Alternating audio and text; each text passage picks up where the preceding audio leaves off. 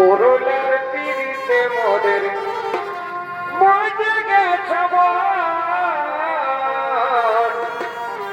ধম সামাদনে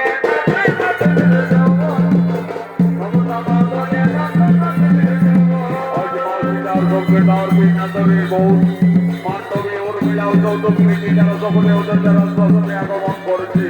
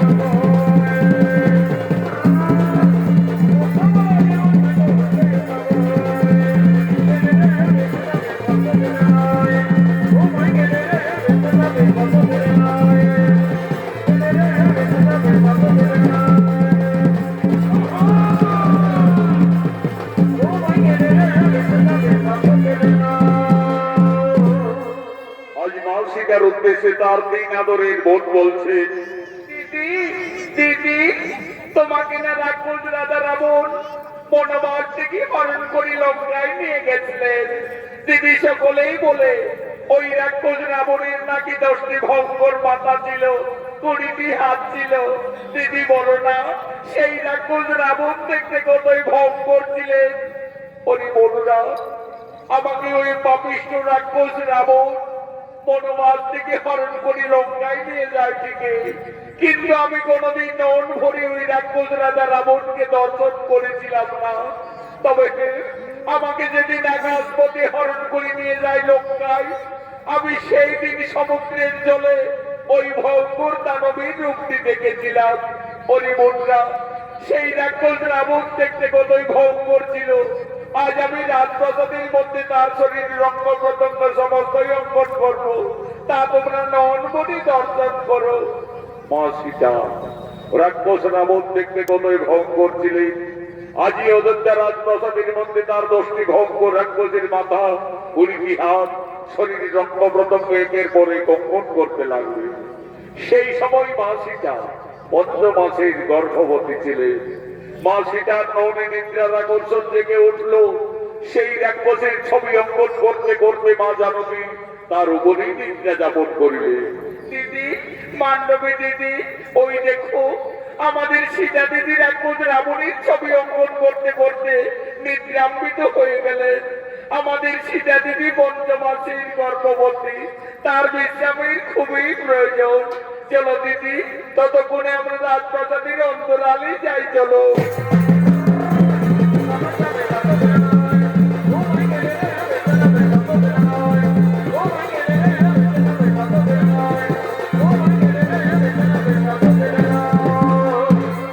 এমন সময় প্রভু শ্রীরাম এবং অনুজ লক্ষণ এই রাজপ্রাসাদের দিকে আগমন করছে।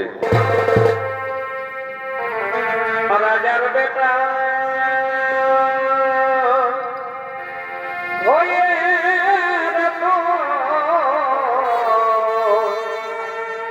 রাজার বেটা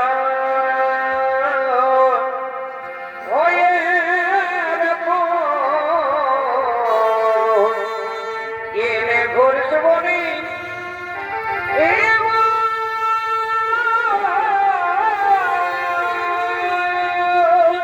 বড় ভাই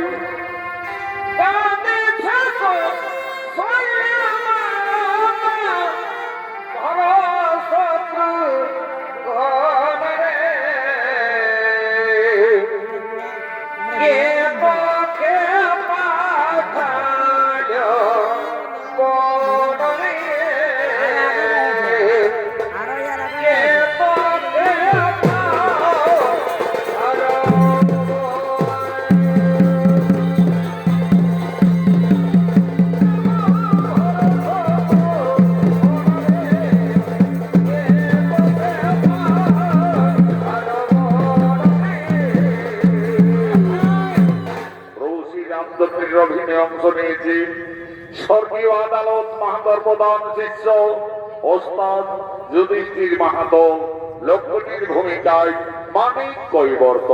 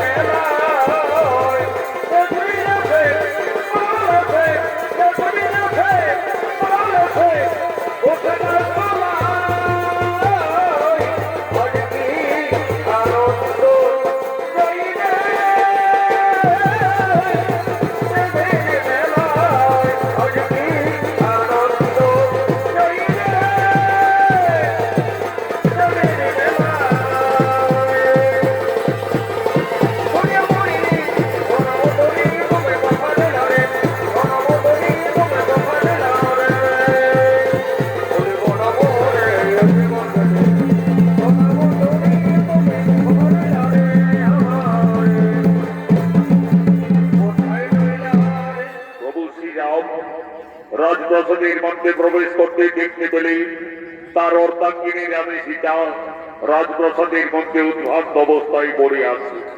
কি আমার সীতা ওইভাবে রাজপ্রাসাদের মধ্যে পড়ে রয়েছে কেন?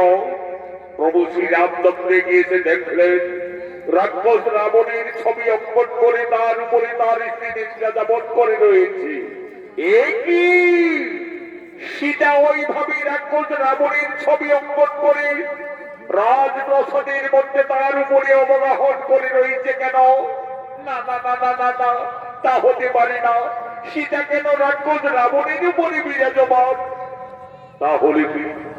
তাহলে কি আমার সীতা সত্যি এই লঙ্কায় গিয়ে রাক্ষস রাবণের প্রেমে পড়েছিল? হয়তো সীতা রাবণ রাজাকে কোনো ভুলতে পারেনি যে তার ছবি অঙ্কন করে সীতা এখনো তার উপরে বিরাজমান। না না না না না, আমার সীতা অসতী, এই সীতা কলঙ্কিনী, যার জন্য আমরা দুই ভাই দিবারাত্রি বলে বলে কেঁদেছি, যার জন্য আমি ওখানে বালি রাজকে হত্যা করেছি, যার জন্য লক্ষ লক্ষ মানুষ সেনাচক্রে করি রাক্ষসকুল বিনাশ করি, যে সীতাকে লঙ্কার থেকে মুক্তি করে অযোধ্যায় ফিরে এনেছি, আজ সেই সীতা রাবণের এই ছবি অঙ্কন করে রাজপ্রাসাদের মধ্যে নিদ্রা যাপন করছে। না না না না না না, আমার সীতা কলঙ্কিনী, এই সীতা বিচারিণী, কোথায় ওরে প্রাণীর ভাই লক্ষ্মণ?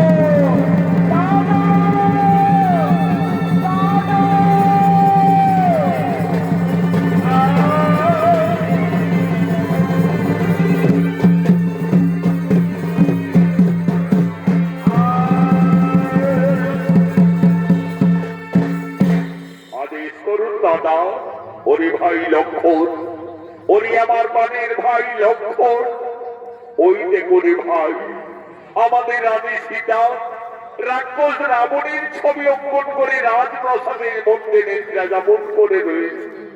ওরে ভাই লক্ষ্মণ, এই কলঙ্কিনী হইতে লঙ্কায় গিয়ে রাক্ষস রাবণের প্রেমে পড়েছিল। হয়তো সীতা রাবণ রাজাকে কোনো ভুলতে পারেনি যে তার ছবি অঙ্কন করে সীতা এখনো তার উপরে বিরাজমান। ওরে ভাই লক্ষ্মণ, এই কলঙ্কিনী যদি আমাদের অযোধ্যা নগরী থাকে, তাহলে আমাদের রঘুকুলের বদনাম হয়ে যাবে রে ভাই, আমাদের সূর্য বংশের বদনাম হয়ে যাবে। ওরে প্রাণের ভাই লক্ষ্মণ, এই কলঙ্কিনীর আর আমি মুখ দর্শন করতে চাই না। সূর্য বংশে জন্ম মোর পিতা মোর দশরথ বিখ্যাত জগতে, তার পুত্র আমি রঘুনন্দন। যাও কলঙ্কিনীকে তুমি দিয়ে এসো নির্বাসন।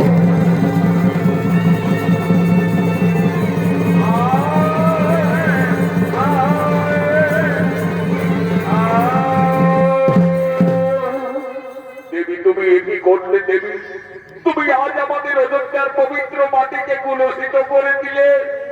ধীরে ধীরে মা সীতা নিদ্রার আকর্ষণ ভঙ্গ হল। চোখ মেলে চাইতেই মা জানকী রাজপ্রাসাদের মধ্যে তার দেবর লক্ষ্মণকে দেখতে পায়। লক্ষ্মণ, একই ভাই তুমি প্রাসাদে? দেবী তুমি একই করেছো দেবী, তুমি কেন রাক্ষস রাবণের ছবি অঙ্কন করলে রাজপ্রাসাদের মধ্যে? তুমি তার উপরে স্মরণ করে নিদ্রা যাপন করতেছিলে। তুমি কি সত্যি এই লঙ্কায় গিয়ে রাক্ষস রাবণকে ভালোবেসেছিলে? তুমি কি রাবণ রাজাকে কোনো ভুলতে পারোনি? না রে ভাই লক্ষ্মণ, আমি কিছু ভুল করেছি রে ভাই। আমি শুধু মান্ডবী উর্মিলা মন্দির বোঝাবার জন্য এই রাক্ষসের ছবিটি আমি প্রাসাদের মধ্যে অঙ্কন করেছিলাম রে ভাই। তুমি জানো না দেবী, এই অপরাধী তুমি কলঙ্কিনী, এই অপরাধী তুমি বিচারিণী। এই রাক্ষস রাবণ তোমাকে বনবাস থেকে হরণ করে লঙ্কায় নিয়ে যায়, সেই রাবণের ছবি অঙ্কন করে তুমি ভুল করেছ, অপরাধ করেছ। প্রভু শ্রীরাম আর কোনদিন তোমার মুখ দর্শন করবে না। আমায় আদেশ দিয়ে গেলে এই মুহূর্তেই তোমায় দিতে হবে নির্বাসনে।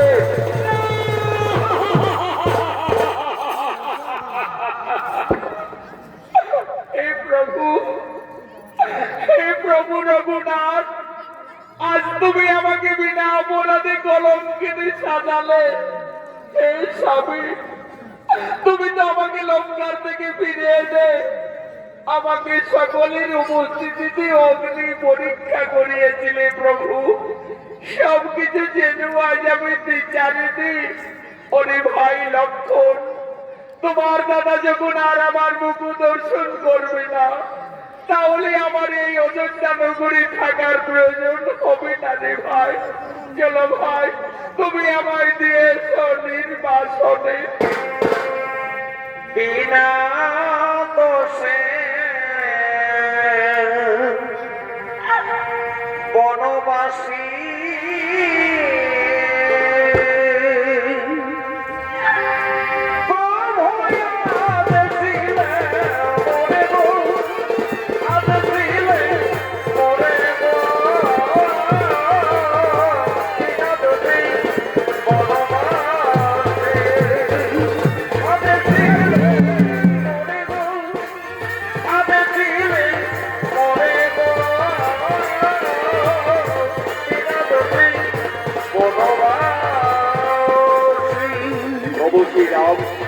আজ মালসীটাকে গলঙ্কিনী ভেবে বনবাসের আদেশ সেই আদেশ পালন করার জন্য তার ভাই লক্ষণ আজ মালসীটাকে বনবাসে নিয়ে যাচ্ছে।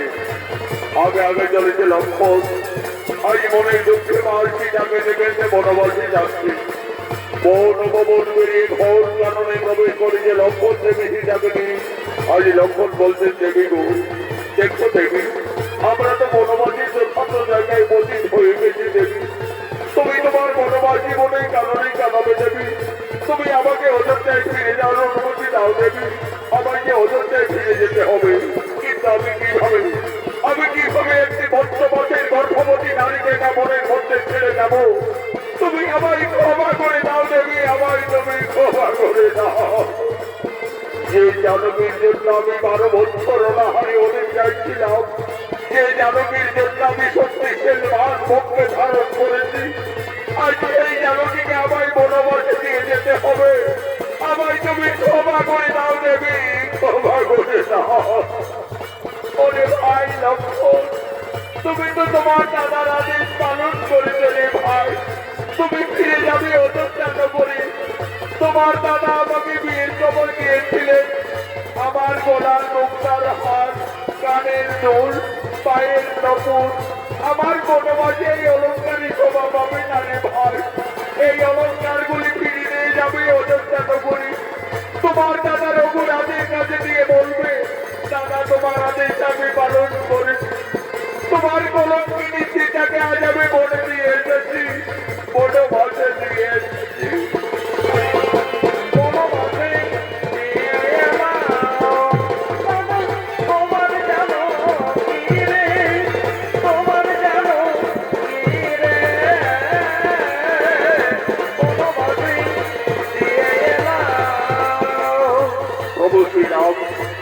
মাসিটাকে বিয়ের সময় যে অলঙ্কার দিয়েছিলেন, আজ মনের দুঃখে মা জানকী বনবাসীকে দেখেছে গলার মুক্তার হাত, কানের দুল, একের পর এক সমস্ত অলঙ্কার লক্ষণের হাতে তুলে দিলেন।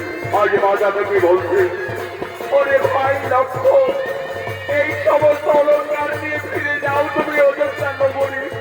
তোমার দাদা রঘুরাজের কাছে দিয়ে বলবে,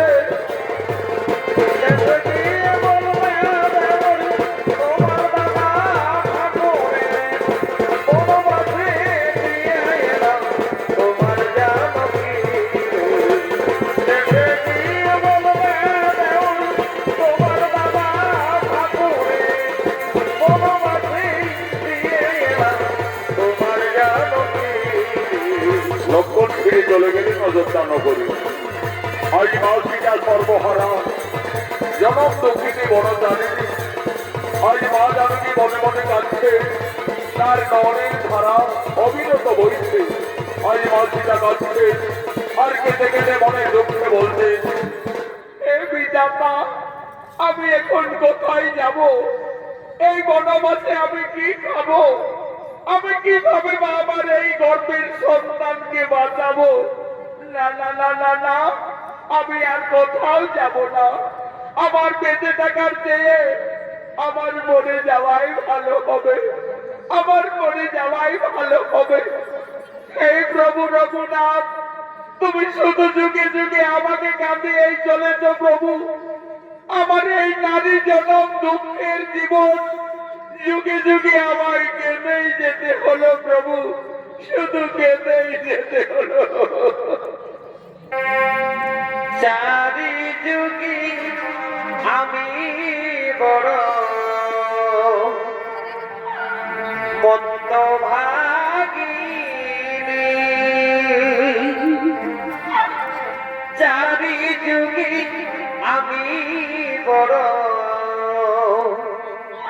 মত্ত ভাগিনী।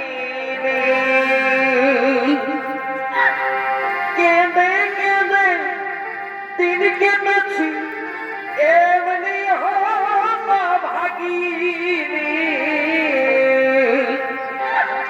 কেঁদে কেঁদে দিন কেটেছি এমনি হত ভাগিনী।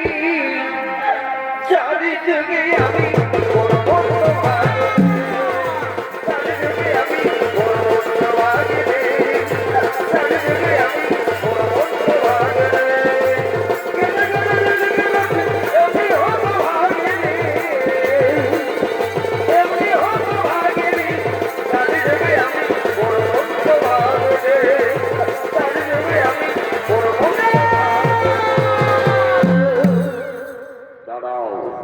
ভীমা, তুমি ঘোর নির্জন কারণে কাঁদতে কাঁদতে মনের দুঃখে প্রাণ বিসর্জন দিতে চলেছ। তুমি জানো না নারী, মানব জীবনে আত্মহত্যা মহাপাপ। বাবা, আমার বেঁচে থেকে কিছু লাভ হবে না যদি বাবা আমার স্বামী আমাকে বিনা অপরাধে কলঙ্কিনী ভেবে আমাকে বনবাসে পাঠিয়েছে। বাবা, আমি সংসার হারা জনক নন্দিনী সীতা। মা সীতা, তুমি বনবাসে এসেছো মা। আমি ঋষি বাল্মীকি, আমি জানতাম মা জানো কি একদিন না একদিন তোমাকে বনবাসে আসতেই হবে। মা সীতা, তুমি কেঁদো না মা। বিধির বিধান কেউ লঙ্ঘন করতে পারে না মা, বিধির বিধান কেউ লঙ্ঘন করতে পারে না। মা সীতা, তোমার বনবাস জীবন কাটাবার জন্য আমি এই তপবনে পূর্বে একটি সুন্দর পাতার কুটির নির্মাণ করে রেখেছি। চলো মা জানকী, তুমি না কেঁদে না ভেবে তোমার বনবাস জীবন ওই পাতার কুটিরেই কাটাবে। চলো। আমার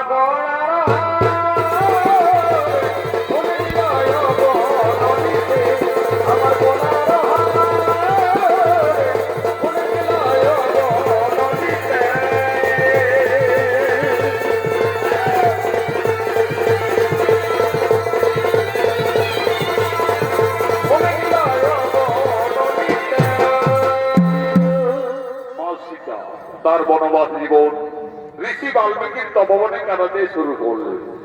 মা সীতার গর্ভের যখন 10 মাস 10 দিন পূর্ণ হয়ে যায়, সুন্দর একটি পুত্র সন্তানের জন্ম দিলেন। আদর করে ঋষি বাল্মীকি সেই ছেলে নাম রাখলেন লব। লব দিনের পর দিন মনির আশ্রমে বড় হয়। আজ যোগী বাল্মীকি যোগ সাধনার জন্য তপবনের দিকে ঋষিগণ আগমন করছে।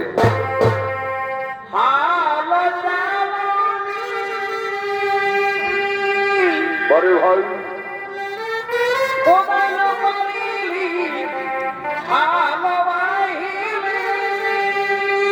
আচ্ছা আচ্ছা আচ্ছা,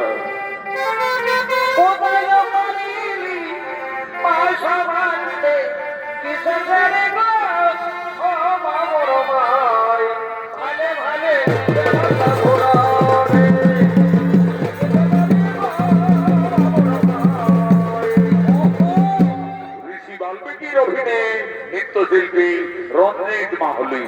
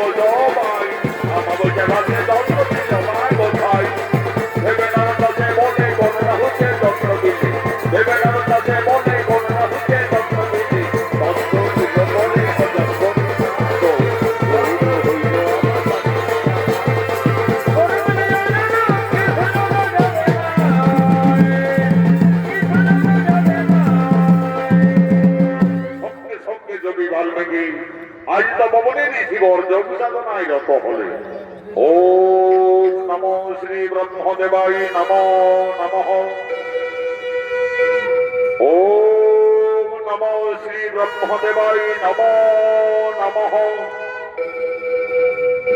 ওম নমো গুরু ব্রহ্মা গুরু বিষ্ণু গুরু দেব মহেশ্বর গুরুবে পরম ব্রহ্ম তস্মৈ শ্রী গুরুবে নমো নমো নমঃ।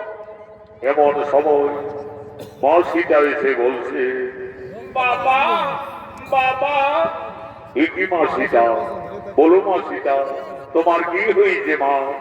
বাবা, ওই দেখো আমার পুত্র লোক বৃক্ষ তলায় ঘুমিয়ে আছে।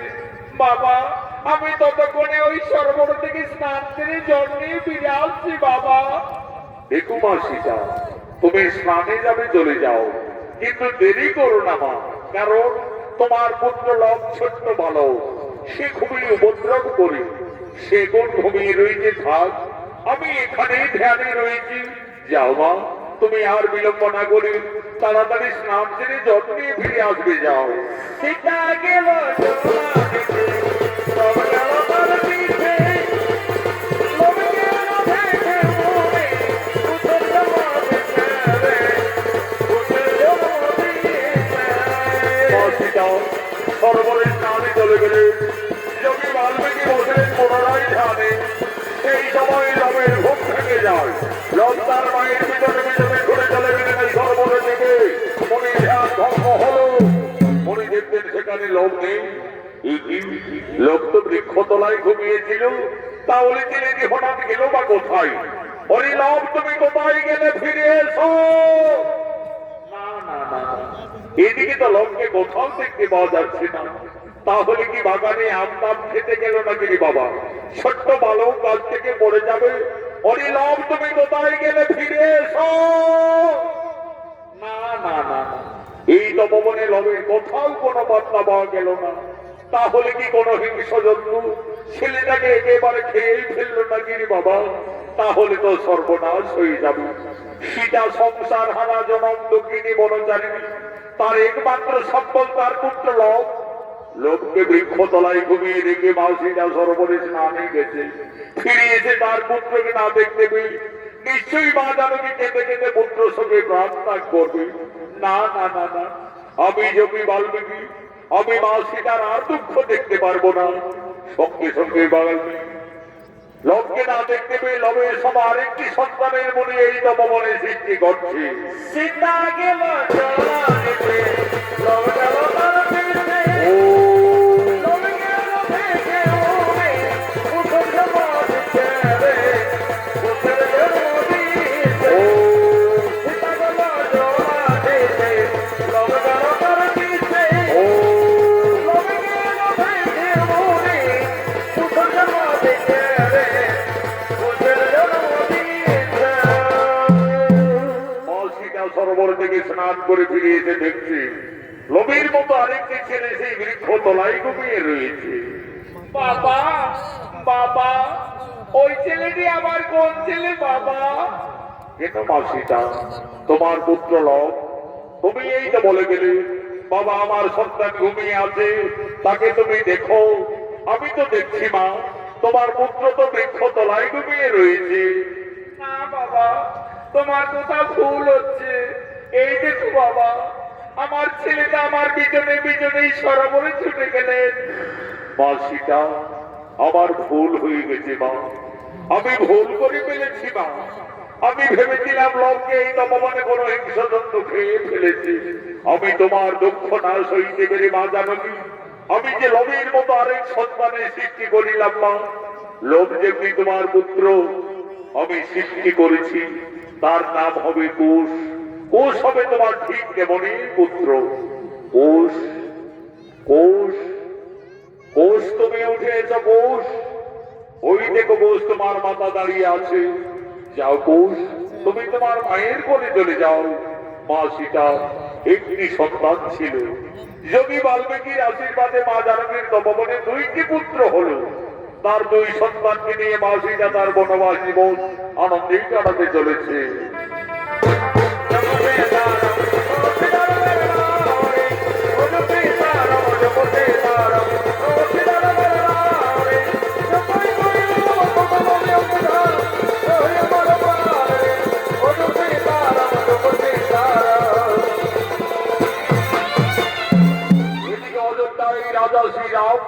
অশ্বমেধ যজ্ঞের আয়োজন করেছি। যজ্ঞ সভায় কুলগুরু বৈশিষ্ট্য রাজা রামচন্দ্র ভরত লক্ষ্মণ শত্রুঘ্ন সকলেই আগমন করছে। সাধু পরে ভাই সাধু আচ্ছা আচ্ছা আমি না হেরি সংসারে, আমি না হেরি সংসারে, আমার সারাটি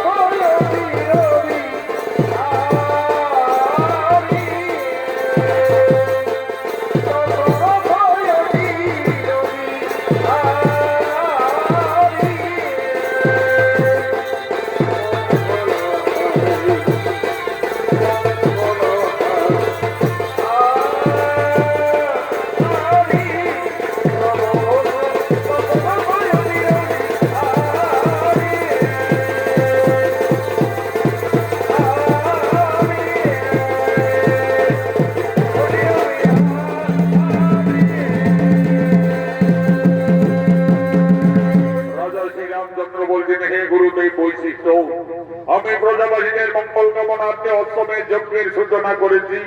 আপনি আর বিলম্ব না করে অশ্বমেধ যজ্ঞ শুরু করুন। রাজা রামচন্দ্রের আদেশে কুলগুরু বৈশিষ্ট্য সঙ্গে সঙ্গে অশ্বমেধ যজ্ঞ শুরু করলেন। ওম নমো অগ্নিদেবায় নমো নমঃ।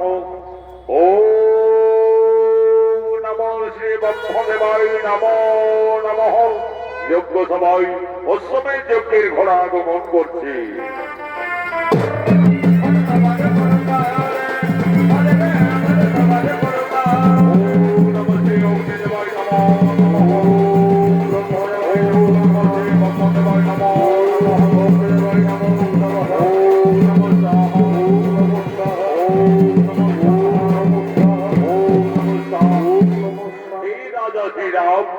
আমাদের অশ্বমেধ যজ্ঞ প্রায় সমাপনের মুখে। আপনি আর বিলম্ব না করে এই অশ্বমেধ যজ্ঞের ঘোড়ার কপালে সন্ন্যাস করে লিপিবদ্ধ করুন। এই ঘোড়া অযোধ্যার মহারাজ শ্রীরামের অশ্বমেধ যজ্ঞের ঘোড়া। এই ঘোড়া পূর্ব পশ্চিম উত্তর দক্ষিণ যতদূর পরিভ্রমণ করবে ততদূর অযোধ্যার সীমানা বলে পরিচিত থাকবে। যদি কেউ বাহু বলে এই ঘোড়াকে বন্দী করে তাহলে রাজা শ্রীরামের সঙ্গে যুদ্ধ করতে হবে। কুলগুরু বৈশিষ্ট্যের আদেশে রাজা শ্রীরাম অশ্বমেধ যজ্ঞের ঘোড়ার কপালে লিপিবদ্ধ করিলে ঘোড়া যজ্ঞ স্থল থেকে যাচ্ছে। ঘোড়ার পিছনে পিছনে অযোধ্যার সমস্ত সেনারা যেতে লাগলেন।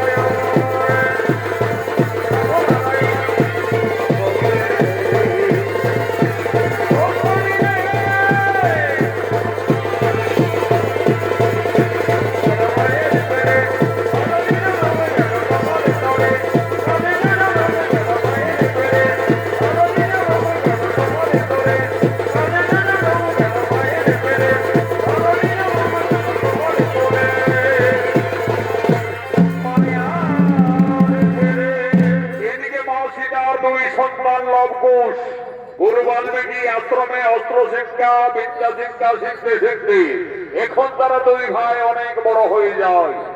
আজ তারা মনের আনন্দে মনের তপবনে খেলা করার জন্য আগমন করছে।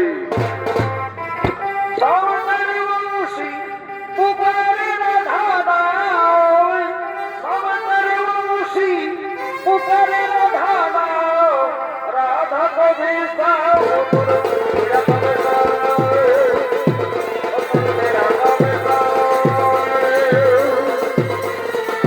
পরে ভাই আচ্ছা আচ্ছা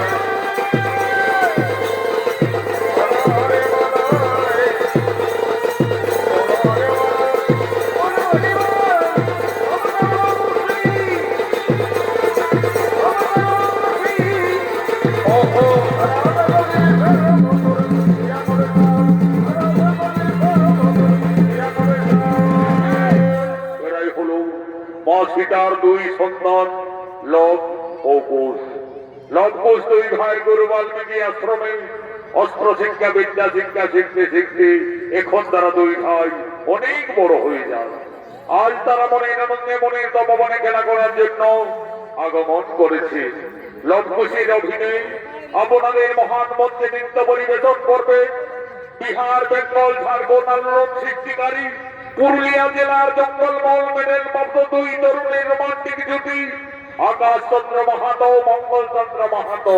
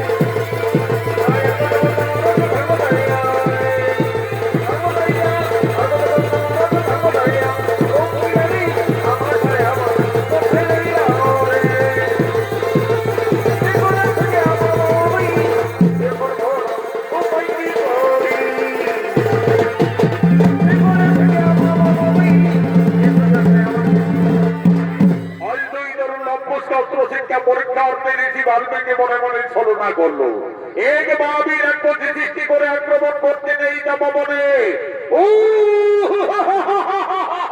ওরে ভাই কোষ, ওই দেখো ভ্রাতা, একটি ভঙ্গ রাক্ষসী এই তপবনের দিকে আসছে।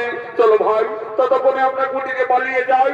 না দাদা, আমরা গুটিকে পালাতে যাব কেন? আমাদের তো গুরুদেব ঋষি বাল্মীকি অস্ত্র শিক্ষা শিখিয়েছে। চলো না দাদা, সেই অস্ত্র বানিয়েওকে আমরা বিনাশ করে দেব। তবে তাই চলো ভাই, তাই চলো। এই রাক্ষসী এই তপবনে আরেক ভয় নিয়ে এলে আজ তোকে আমরা সকলে বিনাশ করবো। কি এ তো সাহস তোদের অনেক ঋষি বালক, আজ আমি তোদের তপবনে খেয়ে ফেলবো।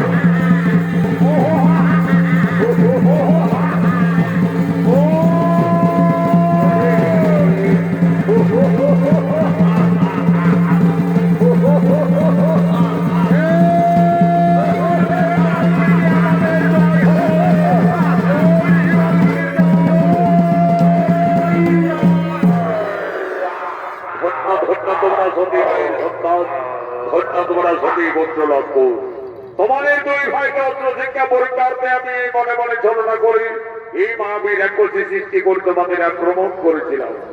আমার শিক্ষা অস্ত্র বাণী তোমরা এই তরুণ বয়সে যথার্থ একে বিনাশ করিলি, ওকে তোমরা সংহার করিলি। ওরে লঙ্কুশ, তোমরা দুই ভাই রণশিক্ষায় উত্তীর্ণ। তোমাদের আশ্রমে বিদ্যা শিক্ষা অস্ত্র শিক্ষা প্রায় সম্পন্ন। কালকে তুমি যুগে আমি তোমাদের দুই ভাইকে মহামন্ত্র দান করব। কিন্তু দেখো লঙ্কুশ, গুরু বাল্মীকির আশ্রমে শিক্ষার পরে যৎকিঞ্চিত গুরুদেবের চরণ তলে গুরু দক্ষিণা দিয়ে আশীর্বাদ দিয়ে নিতে হয়। মনে রাখবে কালকে তোমাদের দুই তরুণীর গুরু দক্ষিণার দিন। তাই হবে গুরুদেব, আমরা কালকে আশ্রমে আসার সঙ্গে সঙ্গে আমাদের মাতা জননীর কাছ থেকে আমরা যথার্থই গুরু দক্ষিণা নিয়ে আসবো। দেখো লঙ্কুশ, মনে থাকে যেন কালকে তোমাদের গুরু দক্ষিণার দিন।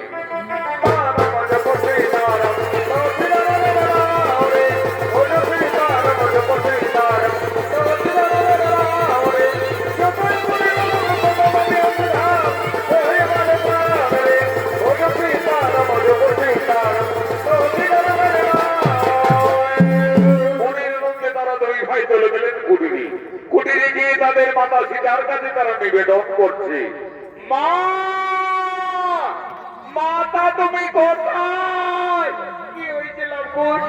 ওইভাবে মা মা চিৎকার করতে করতে কুটি গেলি, তপবনে কিছু বিপদ হয়েছিল নাকি বাবারা? না মাতা, আজ আমরা তপবনে একটি ভোগ্য রাক্ষসীকে দুই ভাই বিনাশ করে দিয়েছি মা। আমাদের গুরুদেব বলেছেন আমরা অস্ত্র শিক্ষায় সফল হয়ে গেছি, আমাদের বিদ্যা শিক্ষাও সম্পন্ন। কালকে আমাদের আশ্রমে গুরু দক্ষিণা দিতে হবে। দাও মা, আমাদের গুরু দক্ষিণা দাও। অরে লঙ্কুশ, অরে পুত্রগণ, তোমরা তো দুই ভাই বড় হয়েছ, তোমরা তো সকলেই বুঝতে পারছো আমরা যে বনবাসী বাবারা, আমাদের কুটিরে কিছু নেই লঙ্কুশ। আমি কি দিয়ে তোমাদের গুরু দক্ষিণার থেকে মুক্তি করব? মা, তুমি কেঁদো না, তোমার দিবারাত্রি কান্না আমরা যার কিছুতেই সইতে পারছি না। জানো মা, আমাদের গুরুদেব বলেন চুরি করা অপরাধ হয়, কিন্তু চেনা অপরাধ নয়। ওই তো মাতা অদূরে নগর দেখা যাচ্ছে, চলো না মা, আমাদের গুরু দক্ষিণার জন্য সকলের কাছে কিছু কিছু সাহায্য চেয়ে নেবে। মা সীতা একদিন ছিলেন অযোধ্যায় মহারানী, আজ সে ভাগ্য পেরে সংসার হারা জনম দক্ষিণী বনচারী। তার দুই সন্তানের গুরু দক্ষিণা দেওয়ার মতো মা সীতার কুটিরে কিছুই নেই। আজ মানব জানকী এই নগরের দ্বারে দ্বারে সকলের কাছে করজোড়ে নিবেদন করছে। এই ভক্তগণ, আজ আমি খুবই সংকটে পড়েছি। আমার দুই সন্তানের গুরু দক্ষিণা দেওয়ার মতো আমার কাছে কিছুই নেই। আজ আমি সকলের কাছে করজোড়ে নিবেদন করছি, আপনারা সকলেই কিছু কিছু সাহায্য করে আমার দুই অমন সন্তানের গুরু দক্ষিণার থেকে আপনারা মুক্তি করে দিন, মুক্তি করে দিন।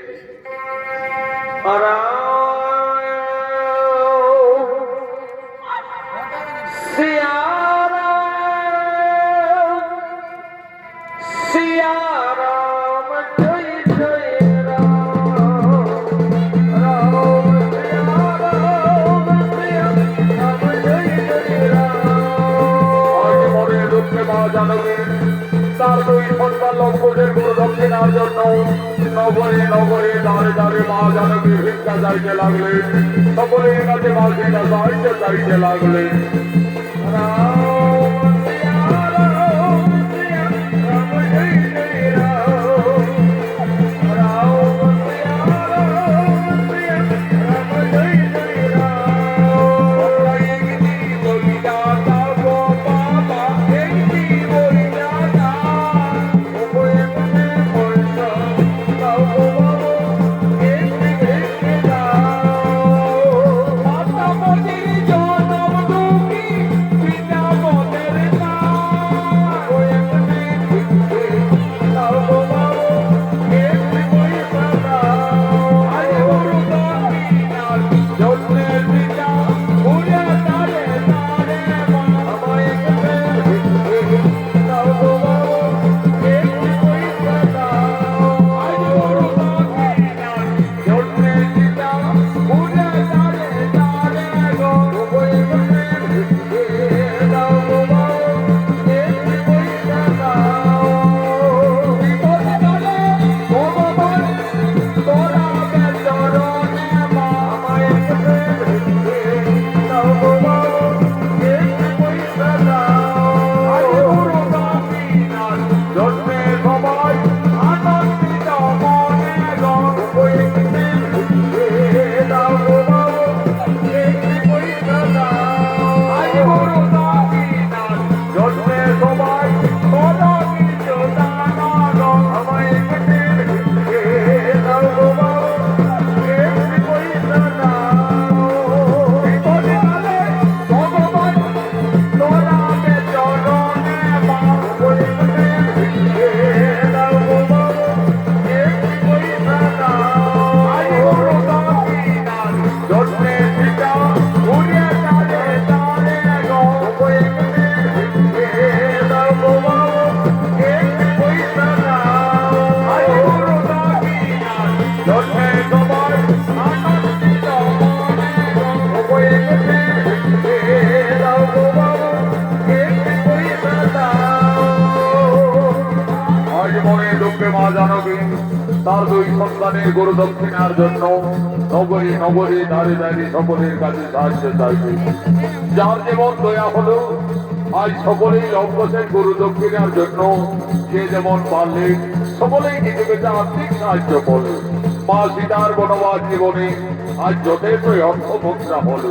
মা জানকী বলছে, অনিল লম্বন, এই যে বাবারা আমাদের সকলেই দয়া করেছে। এই মন্ত্রাশ্রমে গুরুদেবের চরণতলে প্রণাম জানিয়ে তোমরা আশীর্বাদ দিয়ে দেবে, গুরু দক্ষিণার থেকে মুক্তি হবে। মা সীতা নগরী নগরী ভিক্ষা করে আজ যেটুকু অর্থ পেয়েছিলে সমানভাবে তার দুই সন্তান লঙ্ঘনের হাতে মা জানকী তুলে দিলে। আজ মা সীতা বলছে, অনিল লম্বন, আর বিলম্ব করো না বাবারা। মা তুমি কেন না মা, তুমি অধীরে যাও মা, আমরা গুরু দক্ষিণা দিয়ে অধীরেই ফিরে আসবো মা, অধীরেই ফিরে আসবো।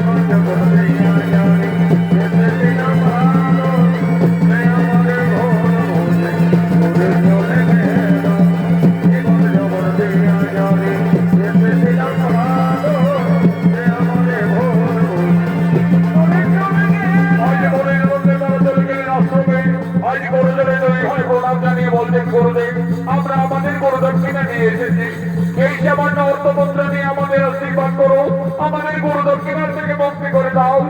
ধন্য ধন্য তোমরা সতী মায়ের সন্তান, ধন্য তোমরা সতী পুত্র লাভ করো। আজ আমি আনন্দিত, তোমাদের পুত্র আশীর্বাদ করবো, তোমরা আরো শক্তিশালী হবে, আরো ভঙ্গুর যোদ্ধা হবে।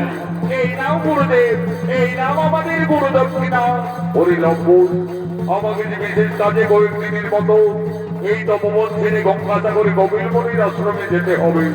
আমি এই তপবনে ফিরে আসা না পর্যন্ত তোমাদের দুই ভাইয়ের হাতে এই তপবন রক্ষার দায়িত্ব ভার দিয়ে যাচ্ছি। আমার হাতে তোমরা পালন করে যাবে, আমি যেন কিছু ক্ষতি না দেখতে পাই। তাই হবে গুরুদেব, আপনার অধিষ্ঠাতা রক্ষা করবো এই তপবনে, কিছু ক্ষতি হতে দেব না। তাহলে লম্বর আমি যাই কপিলমুনির আশ্রমে।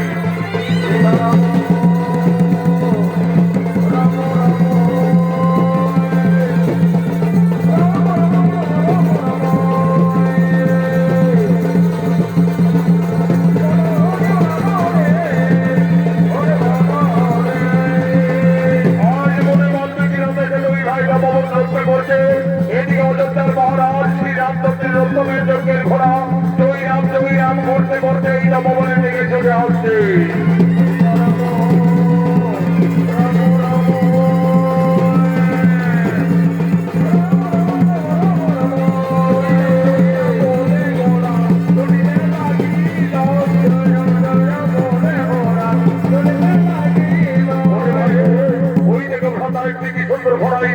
প্রবেশ করেছে দাদা, কষ্ট বড় ঘোড়া দাদা, আমার ঘোড়ার পিঠে যাবার কোনো ইচ্ছে করে দাদা, আগে আমি একটু ঘোড়ার পিঠে যাবো। ওরে ভাই ঘোষ নামো নামো, ওই দেখো ওই ঘোড়ার কপালে লেখা আছে এই ঘোড়া অযোধ্যার মহারাজ শ্রী রামচন্দ্রের রক্তমের যজ্ঞের ঘোড়া। এই ঘোড়া যতদূর যাবে ততদূর অযোধ্যার সীমানা বলেই পরিচিত থাকবে। যদি কেউ বাহু বলে বন্দি করে তাহলে রাজা শ্রী রামের পক্ষে যুদ্ধ করতে হবে। দাদা এই ঘোড়া তো আমাদের গুরু বাল্মীকির তপবনে প্রবেশ করেছি, আমাদের তো গুরুদেব এই তপবন রক্ষার দায়িত্ব ভার দিয়ে কপিলমুনির আশ্রমে চলে গেছি। চলো দাদা, গুরুদেবের আদেশে আমরা বন্দি রাখবো, প্রয়োজনে আমরা যুদ্ধই করবো। তবে তাই চলো ভাই। পরে অস্ত তুমি আমাদের বন্ধু, আমাদের সঙ্গে খেলা করবে। চলো ভাই ঘোষ, আমাদের বন্ধু ঘোড়ার পিঠে করে আমরা এই তপবনে খেলা করি।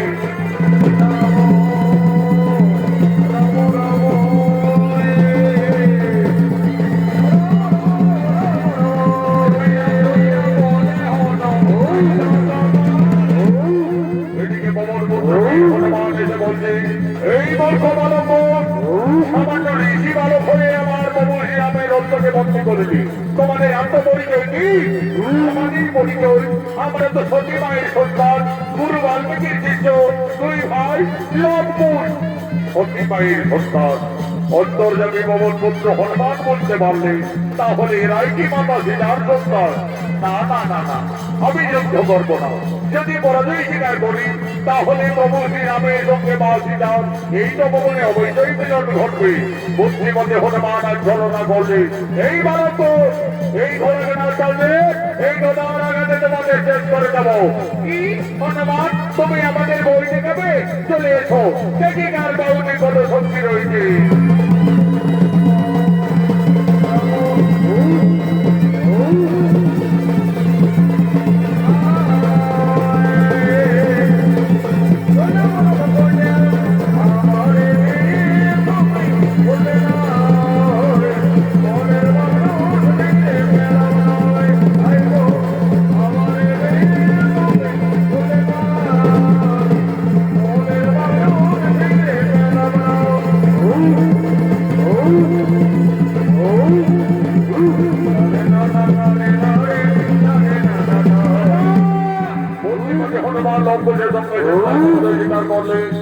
হনুমানকে বন্দী করলেন তপবনের বিক্ষণালী।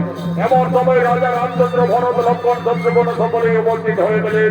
এই বালক এই ঘোড়া আমার অষ্টমের যজ্ঞের ঘোড়া, এই ঘোড়াকে তোমরা বন্দী করেছো কেন?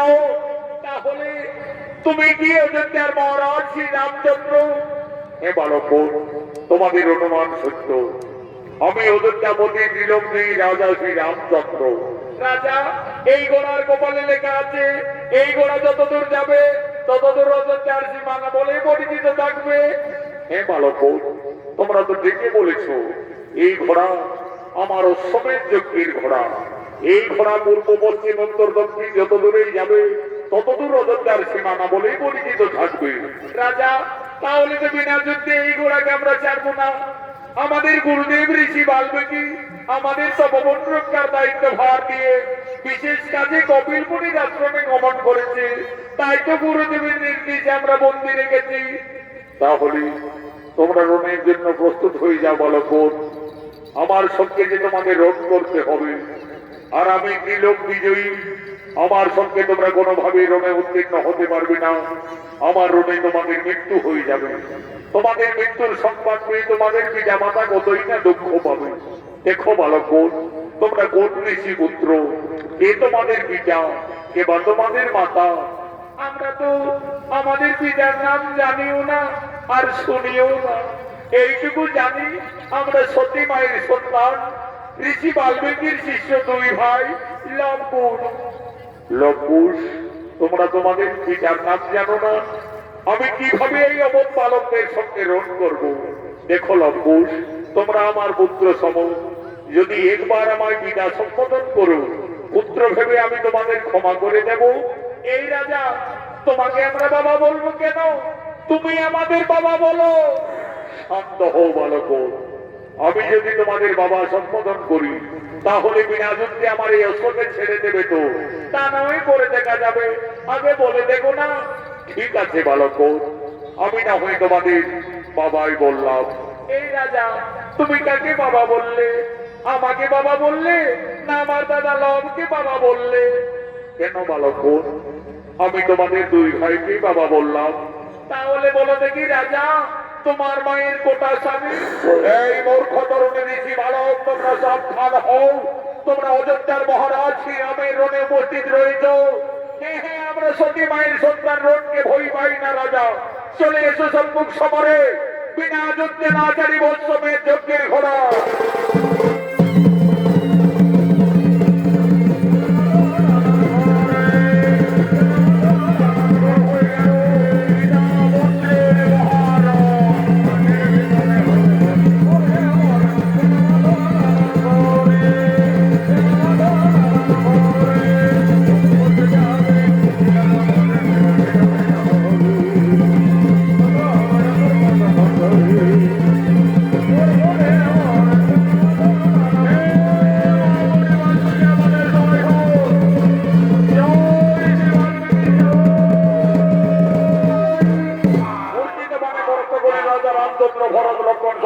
সকলকে এদিকে কপিল মুনির আশ্রম থেকে ঋষি বাল্মীকি ফিরে এসে দেখতে লম্বুর সর্বনাশ করে রেখেছে।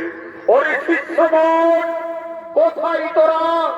আমার অবর্তমানে এইভাবে তপবনে অত্যাচার কেন? গুরুদেব, আমরা তো তোমার আদেশ পালন করে চলেছি। এই তপবন রক্ষা করতে গিয়ে এই সমস্ত যোদ্ধাদের আমরা রণে পরাস্ত করে রেখেছি। ঋষি দাদু, একটি জান্ত হনুমানকেও পরাস্ত করে বন্দী করে রেখেছি। ওই তোরা আবার হনুমান নাকি? কোথায় হনুমান বন্দী রেখেছ? ওই দেখো ঋষি দাদু, ওইটা ভবনের বৃক্ষ ডালে। ওরে বাবা, এই যে আবার পবন পুত্র বীর হনুমান রে বাপ, এই হনুমানের সকল ঝগড়া করেছ।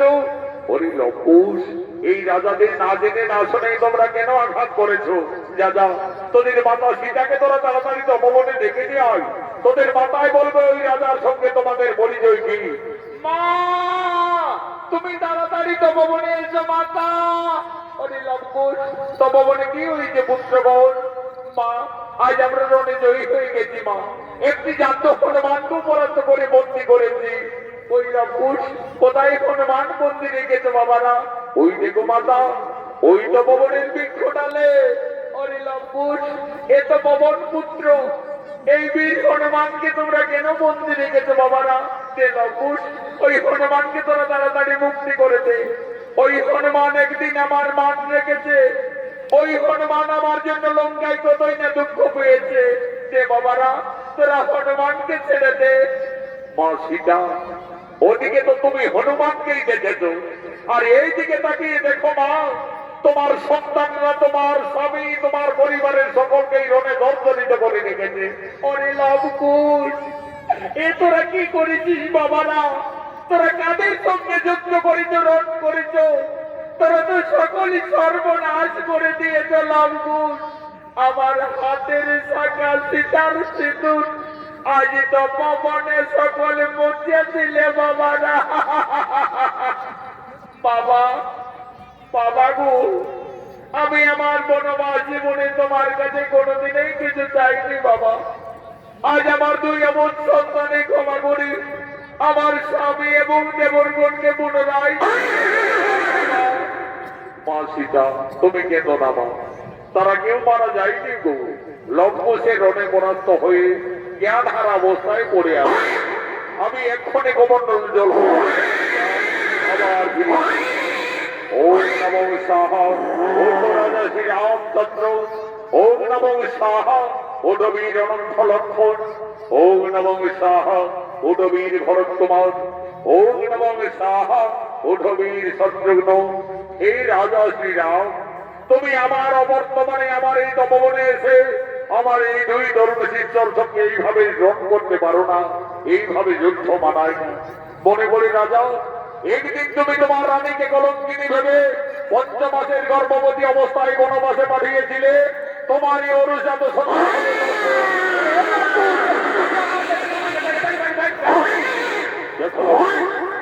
যাদের সঙ্গে তোমরা ঝগড়া করছো তারা জানো না জানো না, তারা তোমাদের এই বংশের লোক সম্পর্কে সকলেই তোমাদের কাকা। যে রাজার সঙ্গে তোমরা রণে জর্জরিত, ওই রাজা শ্রীরাম হলো তোমাদের জন্মদাতা পিতা। গুরুদেব, ওই রাজা আমাদের পিতা? হে লঙ্কুশ, তোমরা তো রাজপুত্র। যাও, তোমাদের ভুল স্বীকার করে অবিলম্বে দুই ভাই করজোড়ে ক্ষমা চেয়ে নেবে যাও। পিতা, আমাদের ক্ষমা করে দাও পিতা, আমরা ভুল করে রণ করেছি। ওরে লঙ্কুশ, আজ আমার মনে পড়েছে বাবারা, আমি যদি রাক্ষস কল্পে নাশ করি লঙ্কার থেকে আমার সীতাকে অযোধ্যায় ফিরিয়ে এনেছিলাম, সেই দিন রাবণের মাতা নিকোষা কেঁদে কেঁদে আমায় অভিশাপ দিয়েছিলেন। বলেছিলেন, ওরে বনবাসী শ্রীরামচন্দ্র, আজ যেমন পুত্র সঙ্গে আমাকে কাঁদতে হচ্ছে, আমিও তোমাকে অভিশাপ দিচ্ছি, তুমি ত্রিলোক জয়ী হলো, একদিন না একদিন তোমার পরাজয় নিশ্চিত হবে তোমার পুত্রের হাতে। আজ আমার সেই অভিশাপের কথা মনে করিল লঙ্কুশ, তোমরাই আমার পুত্র। এসো বাবারা, আমার বক্তে। মা জানকী, আর তুমি কেন না মা? তোমার বনবাস জীবন শেষ হয়ে গেল মা, তোমার আনন্দের দিন এসেছে। যাও মা সীতা, তোমার প্রভু শ্রীরাম, তোমার পরিবারের সকলেই তোমার অপেক্ষায় দাঁড়িয়ে রয়েছে। রাজা শ্রীরাম একদিন মা সীতাকে কলঙ্কিনী ভেবে পঞ্চমাসের গর্ভবতী অবস্থায় বনবাসে দিয়েছিলেন। ঋষি বাল্মীকির বিদায় ফিরে পেলেন তার স্ত্রী সন্তানদের। আনন্দ হলো, জয় জয়কারে রাম ভক্ত হনুমান বলতেন, বলো বলো সীতাপতি রাজা শ্রী রামচন্দ্র কি।